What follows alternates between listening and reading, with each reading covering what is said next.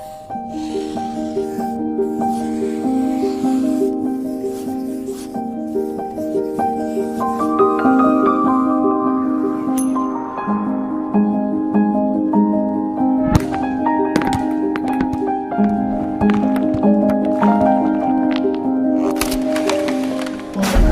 femme doit respecter et aider son mari à construire le foyer.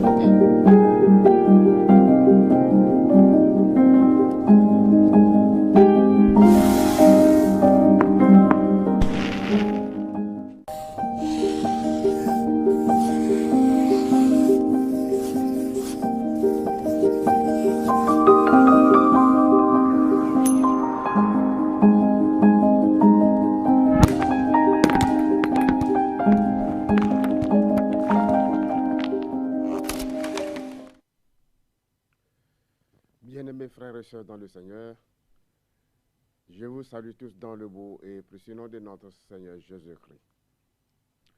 C'est encore un privilège pour moi cet après-midi d'être en votre présence pour pouvoir partager la parole de Dieu. Cet après-midi donc, nous avons comme thème la famille chrétienne. La famille chrétienne. Et avant toute chose, nous allons prier. Notre Dieu, notre Père, tu es pour nous un bon Père, car c'est toi qui as créé la famille. En créant l'homme à ton image, tu as voulu qu'il puisse perpétuer tout ce que tu as créé. Nous confions ce moment entre tes mains et nous prions que le Saint-Esprit prenne l'absolu contrôle et que tout ce qui va se dire, Seigneur, puisse contribuer à l'épanouissement de la famille en général et des couples en particulier.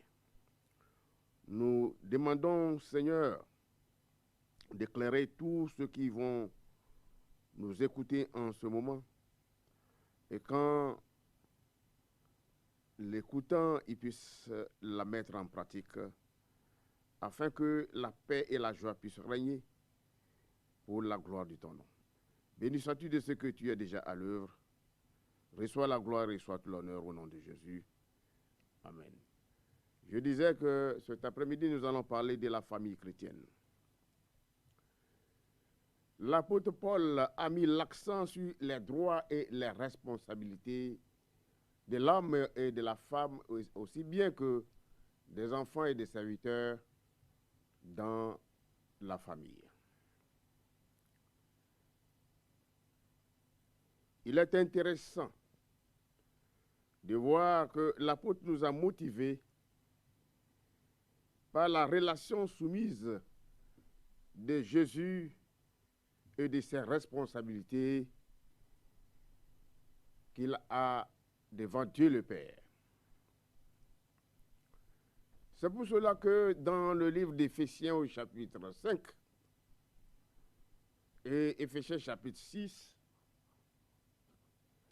l'apôtre Paul a parlé à toutes ces entités, chacun individuellement. Aux femmes, il a dit, dans Éphésiens 5, verset 22, « Femmes, soyez soumises à vos maris comme au Seigneur. » Et aux maris, il a dit, « Marie, aimez vos femmes, comme Christ a aimé l'Église et s'est livré lui-même pour elle. » Cela, nous le voyons dans Éphésiens 5, verset 25. Et aux enfants, il a dit, « Enfants, obéissez à vos parents selon le Seigneur, car cela est juste. » Éphésiens 6, verset 1. Alors, parlant des épouses, pourquoi commencer par les conjointes ou les épouses? La raison pour laquelle la femme passe en priorité, c'est parce qu'elle est le point d'attache de l'homme qui quittera son père et sa mère, selon Genèse chapitre 2, verset 24, afin de fonder une famille avec son épouse. Parce que l'homme quittera son père et sa femme, et sa mère, pardon, et s'attachera à sa femme, et ils deviendront une seule chair. Donc, quand nous parlons de l'épouse ici, c'est la femme sage qui bâtit sa maison. Et la femme insensée la renverse de ses propres mains. C'est ce que déclare Proverbe chapitre 14, verset 1. En effet, l'épouse a une grande responsabilité dans l'équilibre familial. Sa soumission à son mari est une preuve d'amour envers ce dernier, de même que l'Église qui est soumise au Seigneur, et tout cela dans la joie d'en récolter le bon fruit. C'est par sa bonne conduite que la femme chrétienne se distingue de la femme païenne, de celles-là qui ne connaissent pas Christ comme leur sauveur, leur Seigneur et sauveur personnel. La parole de Dieu nous fait comprendre que l'homme est le chef de la femme, comme Christ est le chef de l'Église. C'est ce que nous fait comprendre Éphésiens 5 au verset 23. De cet équilibre dépend l'harmonie du mariage, car deux capitaines, comme on a souvent dit, ne peuvent diriger un même navire au risque de faire naufrage. C'est pour cela qu'il est très important qu'une femme, lorsqu'elle quitte le toit paternel et qu'elle décide de venir s'attacher à l'homme, doit comprendre qu'elle est venue pour être l'aide de l'homme. C'est ce que beaucoup de femmes ignorent aujourd'hui. Donc, la responsabilité principale de la femme, c'est de venir être l'aide de l'homme.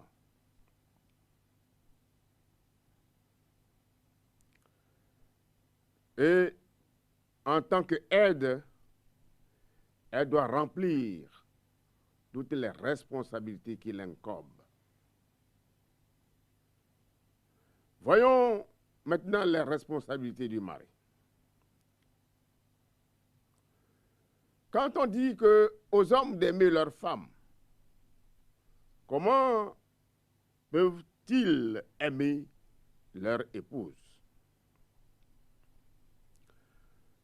Oui, les époux ont l'obligation d'aimer leur compagne. C'est ce que l'apôtre Pierre ordonne dans son épître 1 Pierre, chapitre 3, verset 7, où il dit, car il est écrit dans Proverbe que celui qui trouve une femme trouve le bonheur. C'est une grâce qu'il obtient de l'Éternel. Raison pour laquelle l'apôtre Pierre dit, le mari doit considérer sa femme comme une bénédiction reçue du Père céleste. En effet, la femme étant une aide à l'homme, comme nous l'affirme Genèse chapitre 2, verset 18, le mari doit l'aimer comme son propre corps. Et la parole de Dieu nous dit que celui qui aime son propre corps s'aime lui-même. L'homme doit aimer son épouse et doit comprendre que son épouse n'est pas la bonne à tout faire au foyer, mais au contraire, une compagne à chérir tendrement, une compagne à respecter, comme le dit l'apôtre Pierre, parce qu'elle aussi, elle est héritière, tout ensemble avec les hommes. C'est pourquoi l'homme doit se comporter avec la femme avec sagesse. Que ta source soit bénie et fais de ta femme la joie de ta jeunesse. C'est ce que nous rappelle Proverbe chapitre 5, du verset 18 à 19. Il dit, biche des amours, gazelle pleine de grâce, sois en tout temps enivrée de ses charmes sans cesse épris de son amour. Bien-aimés frères et sœurs dans le Seigneur, une épouse qui jouit d'une telle attention fera le bonheur de son mari afin de garder cette place de choix qu'elle occupe dans son cœur. C'est pour cela que l'homme et la femme doivent comprendre la quintessence de ce que Genèse chapitre 2 nous dit au verset 18, que l'homme doit quitter son père et sa mère, s'attacher à sa femme. Un homme qui sait s'attacher à sa femme et qu'ils deviennent une seule chair, ces deux, ils vont jouir de la joie de la famille. Quant aux enfants, le mot d'ordre ici, c'est obéir aux parents pour être béni. C'est ça le mot d'ordre. Obéir aux parents pour être béni. Et Exode chapitre 20, dans la Décalogue au verset 12, nous dit, honore ton père et ta mère, afin que tes jours se prolongent dans le pays que l'Éternel ton Dieu te donne. Voilà ce que nous recommande la Décalogue au verset 12. Ainsi, le Seigneur ordonne aux enfants d'honorer leurs parents, car ils méritent l'honneur. Les parents méritent l'honneur. Et l'obéissance aux parents, nous précise ici la Bible, est une source de bénédiction pour les enfants. D'où l'importance vitale pour les enfants d'honorer leurs parents afin d'être heureux et de vivre longtemps sur la terre. Éphésiens 6, verset 3 recommande en effet et nous dit, un fils sage fait la joie d'un père et un fils insensé le chagrin de sa mère.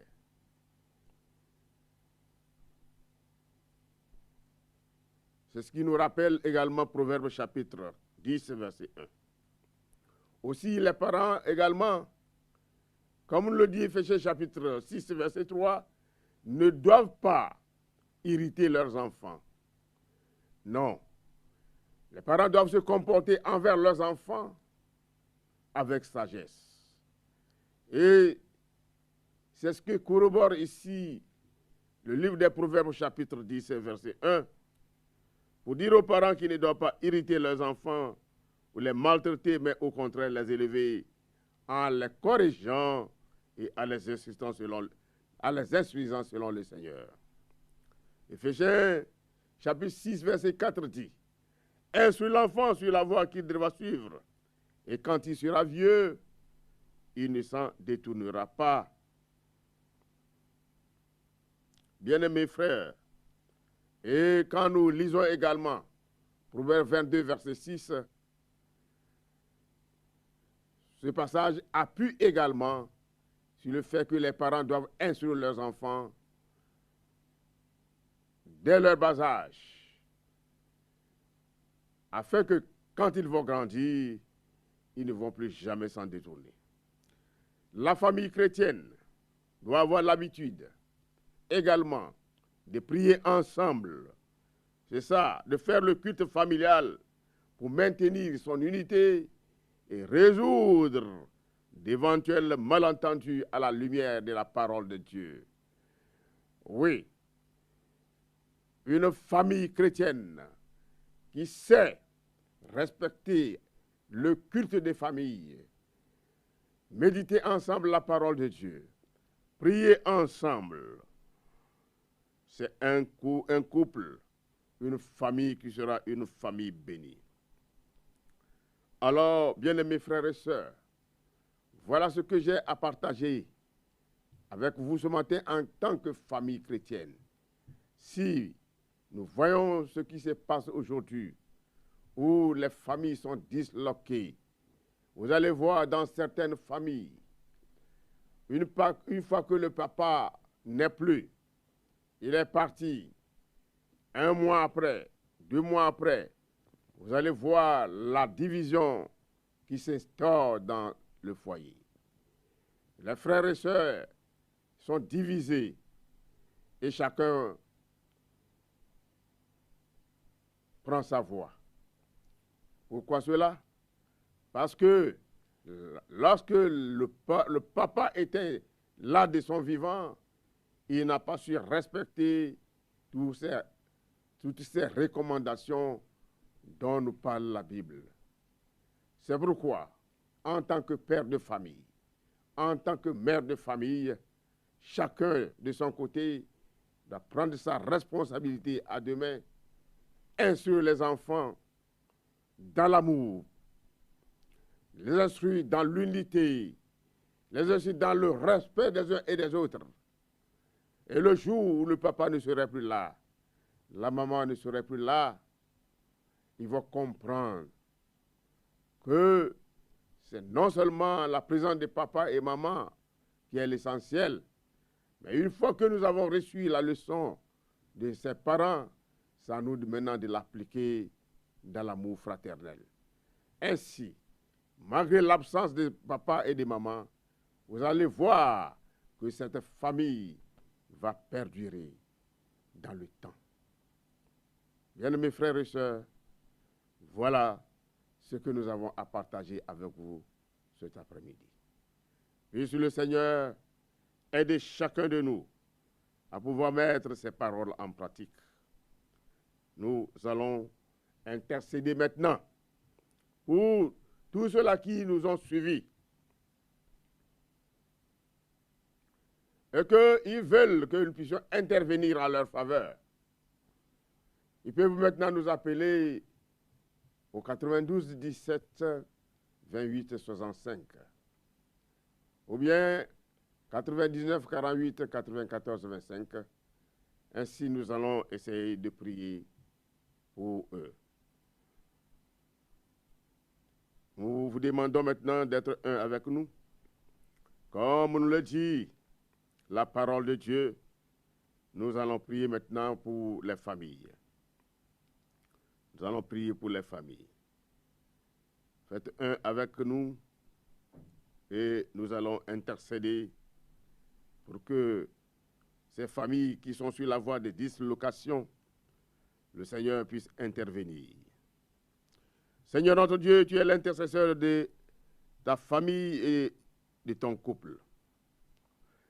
Nous reconnaissons que personne d'autre n'interviendra pour le bien de nos foyers, le bien de nos familles. Parce que tu nous as dit dans Matthieu chapitre 21, verset 22, que tout ce que nous lierons sur la terre sera lié dans le ciel. Nous croyons et nous confessons que tout ce que nous demandons au Seigneur cet après-midi pour nos familles, nos couples et nos vies, nous le recevons et nous le verrons s'accomplir au nom de Jésus. Père, au nom de Jésus, Christ, nous amenons nos familles et nos enfants devant ton trône de grâce. fortifiés par la puissance du Saint-Esprit, ayant revêtu l'armure de Dieu, nous prenons position contre Satan en faveur de nos familles. Nous proclamons sans peur que grâce à la victoire de Jésus-Christ, la croix, Satan est vaincu dans nos familles, ainsi que toutes ses manœuvres de destruction. Nous sommes ici cet après-midi pour élever une muraille et nous tenir à la brèche pour nos familles. Te demandons, Seigneur, que ta miséricorde triomphe contre tout ce qui nous condamne, Seigneur. Tu es grand et merveilleux. Nous combattons pour nos fils, pour nos filles, pour nos époux, pour nos épouses, pour nos foyers. Nous combattons pour nos familles. Sur l'autorité de ta parole, nous déclarons que tu combattras tous ceux qui combattent et que tu accorderas la sécurité à nos enfants et à nos familles. Nous proclamons, selon Ésaïe chapitre 49, verset 25, sur nos familles. Tu sauves nos fils et nos filles. Tu la délivres et tu brises l'emprise de Satan sous quelque forme que ce soit dans leur vie. Merci Seigneur. Tu élèves nos enfants et tu leur donnes la victoire sur tout ce qui se dresse contre eux, selon le psaume 18, verset 45. Tu la délivres et tu les préserves de toute forme de méchanceté humaine et satanique. Tu la délivres de tous les pièges tendus contre leur vie et ceux qui les ont dressés tombent eux-mêmes dans ces pièges. Nous prions que tu protèges chaque pas de la vie de nos enfants, que tu les protèges sur toute route qu'ils emprunteront, que tu les protèges envers toute personne qu'ils rencontreront. Éternel notre Dieu, contre les liens générationnels et les malédictions héréditaires, nous prions conformément à Apocalypse chapitre 12, verset 11, il est écrit que nous avons vaincu Satan grâce au sang de l'agneau et à la parole de notre témoignage. Père, je confesse que ma famille et moi avons été liés par des iniquités générationnelles. Tu es juste et fidèle pour briser ces liens, pardonner ces iniquités et nous en purifier totalement. Je prie selon la prière de Daniel, chapitre 9. Nous nous repentons pour nos péchés, pour les péchés de nos pères et pour ceux de nos enfants. Au nom de Jésus et par la puissance de son sang, nous renonçons à toute communion et à toute connexion avec les puissants des ténèbres de notre lignée familiale. Au nom de Jésus, nous lions, nous anéantissons, nous brisons tous les esprits et puissances sataniques liés à nos lignées, à notre lignée et qui tiennent nos familles en captivité. Grâce à la puissance de la croix, le diable n'a plus aucun droit légal de maintenir en captivité nos familles et nous-mêmes à cause des iniquités de nos pères. Au nom de Jésus, je chasse et j'anéantis la puissance de tous les esprits familiers qui agissent contre nos familles et dans la vie de nos enfants. Il est écrit, selon Galates chapitre 3, verset 13, il est dit que Christ nous a rachetés, la malédiction de la loi étant devenue malédiction pour nous. J'invoque le sang de Jésus sur nos familles, sur nos enfants. Et je déclare que Christ, par son sang, a racheté nos familles et nos enfants de toute malédiction héréditaire, familiale, tribale, générationnelle, au nom de Jésus. Je déclare que le sang de Jésus a fait l'expiation des péchés de nos pères et de nos ancêtres. La malédiction est brisée sur nos vies et sur la vie de nos familles. Et le diable n'a plus rien à réclamer et doit libérer nos familles. Je déclare que nous et nos familles, nous servirons le Seigneur, comme l'a déclaré Josué.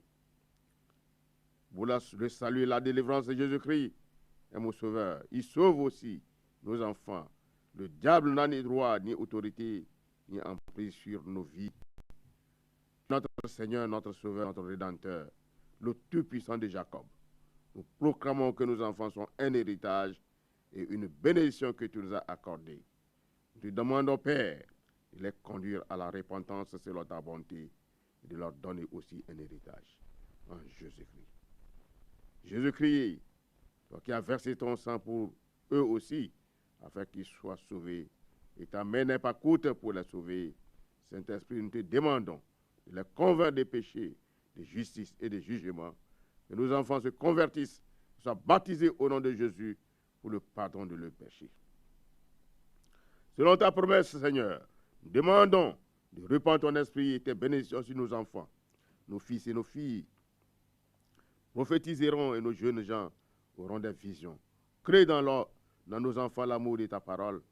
Merci de les avoir choisis depuis la fondation des temps et de les avoir appelés dans leur jeunesse. Je déclare, selon Jérémie 31, verset 16, que nos enfants reviennent du pays de l'ennemi.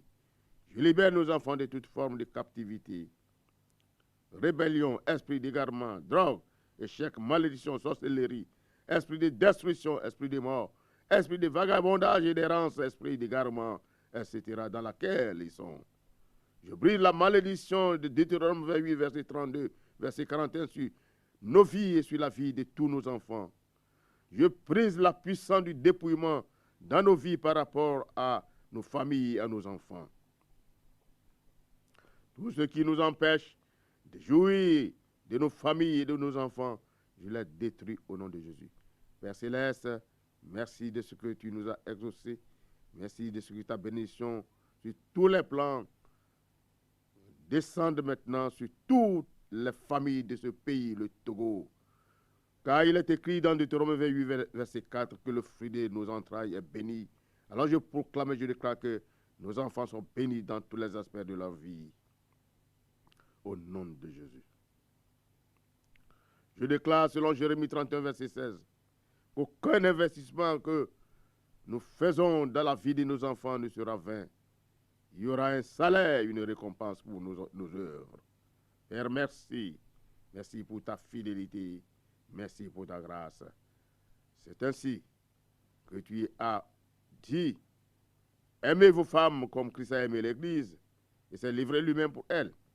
C'est ainsi que les maris doivent aimer leurs femmes comme leur propre corps et les femmes se soumettre à leur mari comme leur propre chair. Seigneur, merci de ce que ces paroles s'accomplissent maintenant dans la vie des familles de cette nation. Reçois la gloire, reçois tout l'honneur. Au nom de Jésus, nous avons prié. Amen. Bien-aimés frères et sœurs, voilà, nous sommes à la fin de notre émission de ce jour. C'était à l'instant l'univers de la famille présenté par l'association CREF, le cercle d'études et l'épanouissement pour le cercle d'études et de réflexion pour l'épanouissement de la famille. Oui, nous sommes là pour faire épanouir les familles de la terre, principalement de notre nation, le Togo, de nos églises. Alors, si vous êtes une communauté, une église et que vous désirez à ce que nous puissions venir vous entretenir sur les sujets pour faire épanouir la famille, alors, pas seulement la famille, les couples en général, les foyers en général, nous sommes là à votre entière disposition. Nous répondons au numéro qui est déjà affiché au bas de l'écran, 99 48 94 25. Et si vous êtes à l'international, vous composez plus 228 et ajoutez le 99 48 94 25 pour vous conseiller vos prières. Que le Seigneur vous bénisse. La semaine prochaine, sur le Seigneur tarde à venir, nous allons retrouver. Shalom, shalom. Restez toujours bénis.